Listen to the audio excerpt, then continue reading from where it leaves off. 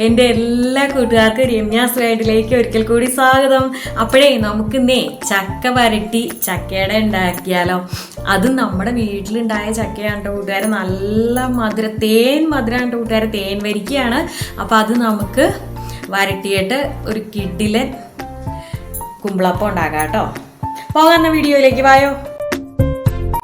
അപ്പം ഇതാ നമുക്ക് ആദ്യം ചക്ക വരട്ടി എടുക്കണമല്ലോ. അപ്പോൾ അതിനുള്ള ചക്കപ്പഴം ഞാനിവിടെ എടുത്ത് വെച്ചിട്ടുണ്ട്. അപ്പോൾ ഇത് നമ്മുടെ വീട്ടിലുണ്ടായ ചക്കപ്പഴമാണ് കേട്ടോ കൂട്ടുകാരെ. നല്ല തേൻ വരിക്കയാണ് കേട്ടോ.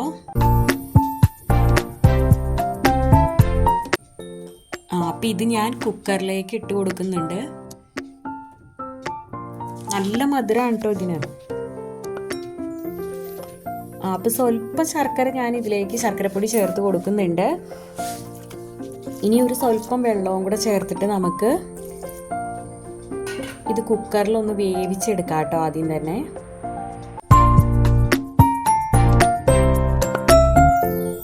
അപ്പം ഇതൊരൊറ്റ വിസിൽ മതി കേട്ടോ കൂട്ടുകാരെ. അപ്പം തന്നെ ഇത് നന്നായിട്ട് വെന്ത് കിട്ടും. അപ്പം ഇതാ നമ്മൾ ആ ചക്കപ്പഴം എല്ലാം വെന്ത് വന്നിട്ടുണ്ട്. അപ്പം അതൊന്ന് ചൂടാറി കഴിഞ്ഞപ്പോൾ ഞാനിത് നമ്മുടെ മിക്സിയുടെ വലിയ ജാറിലേക്ക് ഒന്ന് ഇട്ട് കൊടുക്കുന്നുണ്ട് കേട്ടോ. അപ്പോൾ ഇനി ഇത് നമുക്ക് നന്നായിട്ടൊന്ന് പേസ്റ്റ് പോലെ നമുക്കിതൊന്ന് അരച്ചെടുക്കാം കേട്ടോ.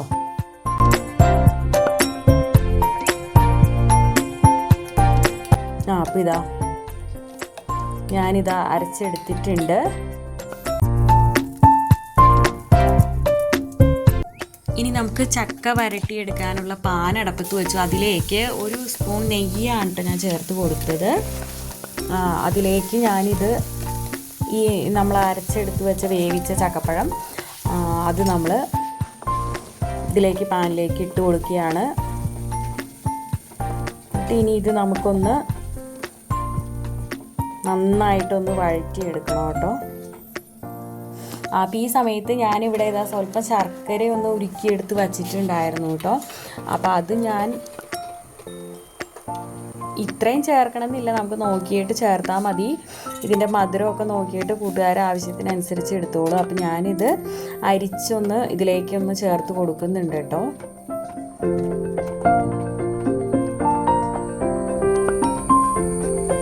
അപ്പം ഇനി ഇതാ ആ ശർക്കരയും നമ്മുടെ ചക്കപ്പഴം വേവിച്ചതെല്ലാം നന്നായിട്ടൊന്ന് മിക്സായി വരണം കേട്ടോ. ശർക്കരയെല്ലാം നന്നായിട്ട് ആ ചക്കപ്പഴത്തിലേക്ക് ഇറങ്ങി വരണം.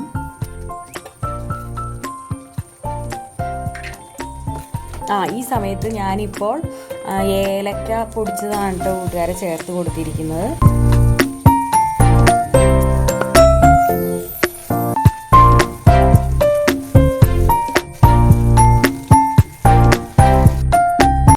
അപ്പം ഇതാ നമ്മുടെ ചക്ക വരട്ടിയത് ഇവിടെ റെഡി ആയിട്ടുണ്ട്.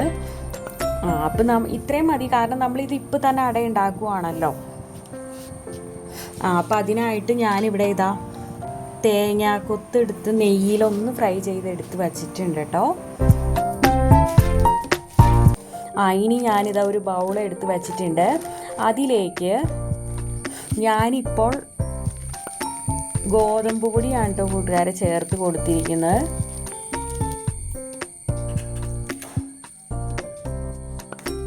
ഗോതമ്പ് പൊടിയും ചേർത്ത് കൊടുത്തിട്ടുണ്ട്. പിന്നെ ഒരു 2 സ്പൂൺ റവയും ഞാൻ ചേർത്ത് കൊടുത്തിട്ടുണ്ട് കേട്ടോ. പിന്നെ ഇതാ നമ്മൾ ആ വരട്ടി എടുത്ത് വെച്ചിരിക്കുന്ന ചക്കയുണ്ടല്ലോ, അത് നമ്മൾ ഇതിലേക്ക് ചേർത്ത് കൊടുത്തു. പിന്നെ ഇതാ നമ്മൾ ആ തേങ്ങാക്കൊത്ത് നെയ്യിൽ ഫ്രൈ ചെയ്ത് വെച്ചതുണ്ടല്ലോ, അത് ഞാൻ ഇതിലേക്ക് ചേർത്ത് കൊടുത്തു. എന്നിട്ട് പിന്നെ നമ്മൾ നന്നായിട്ട് കൈ വെച്ച് തന്നെ ഇതൊന്ന് നന്നായിട്ട് നമുക്ക് കുഴച്ചെടുക്കണം കേട്ടോ.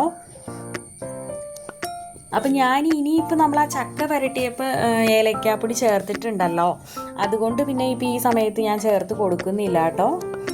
അപ്പോൾ കൂട്ടുകാർക്ക് വേണമെങ്കിൽ ഈ സമയത്ത് ഏലക്കാപ്പൊടി ചേർത്ത് കൊടുത്തിട്ടില്ലെങ്കിൽ ചേർത്ത് കൊടുക്കാം.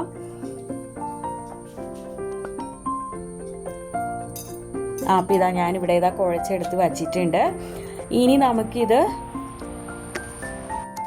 കുമ്പിളപ്പം ഉണ്ടാക്കാൻ നോക്കാം കേട്ടോ. അപ്പോൾ ഇതിന് ഞങ്ങളുടെ നാട്ടിലൊക്കെ ഇതിന് എടനേല എന്നാണ് കേട്ടോ പറയുന്നത്. അപ്പോൾ ഇത് വീട്ടിലുണ്ട് കേട്ടോ, ഇവിടെ ഉണ്ട്. അപ്പോൾ അത് കാരണം പിന്നെ നമുക്കിത് എളുപ്പത്തിൽ തന്നെ റെഡിയാക്കാൻ പറ്റി. ഇത് പലയിടത്തും പല പേരിലാണല്ലോ അല്ലേ അറിയപ്പെടുന്നത്. വയനയില എന്നൊക്കെ അറിയപ്പെടുന്നുണ്ട്, അതുപോലെ തന്നെ തെരളിയപ്പം എന്നൊക്കെയല്ലേ പറയുന്നത്.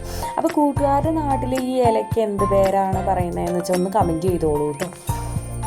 അപ്പം ഞാനിതാ ഇത് പിന്നെ കൂട്ടുകാർക്ക് അറിയാമല്ലോ, ഇതിങ്ങനെ നമ്മൾ ആ മാവ് എടുത്ത്, അപ്പോൾ ഒത്തിരി കട്ടിയും ആവരുത് ഈ മാവ്, ഒത്തിരി ലൂസും ആവരുത്. അതായത് ഈ ചപ്പാത്തിക്കൊക്കെ കുഴയ്ക്കുന്ന അത്രയും ഇതും വേണ്ട, എന്നാൽ ഒത്തിരി ലൂസാവാനും പാടില്ല. അങ്ങനെ ഒരു പരുവത്തിലാണ് കേട്ടോ മാവ് ഇരിക്കേണ്ടത്.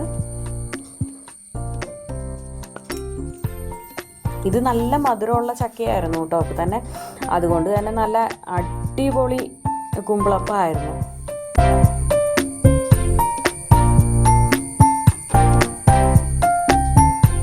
അപ്പോൾ ഇതെല്ലാം ഞാൻ ഇവിടെ റെഡിയാക്കി എടുത്തിട്ടുണ്ട്.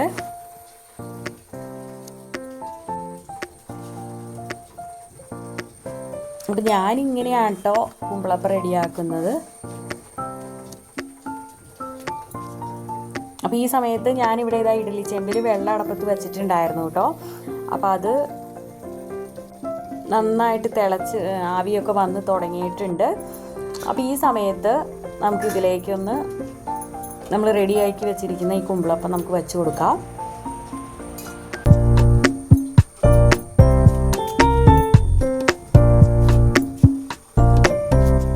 എന്നിട്ട് ഒരു 15 മിനിറ്റ് 20 മിനിറ്റ് മതി കേട്ടോ. അപ്പോഴത്തേക്ക് ഇത് നന്നായിട്ട് വെന്ത് വരും.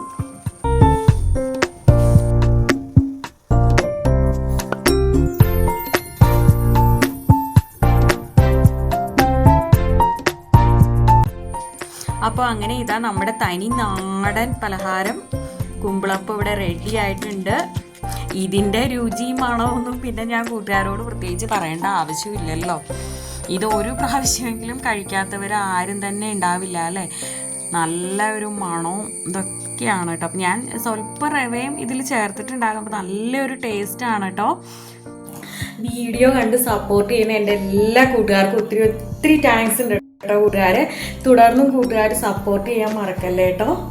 വീഡിയോ ഇഷ്ടപ്പെട്ട ലൈക്ക് ചെയ്യാനും കമൻറ്റ് ചെയ്യാനും ഒന്നും മറക്കല്ലേ കേട്ടോ കൂട്ടുകാരെ. അപ്പോൾ ഇനി മറ്റൊരു നല്ലൊരു വീഡിയോ ആയിട്ട് വരുന്നത് വരെ thanks for watching. Okay, Tata, bye bye.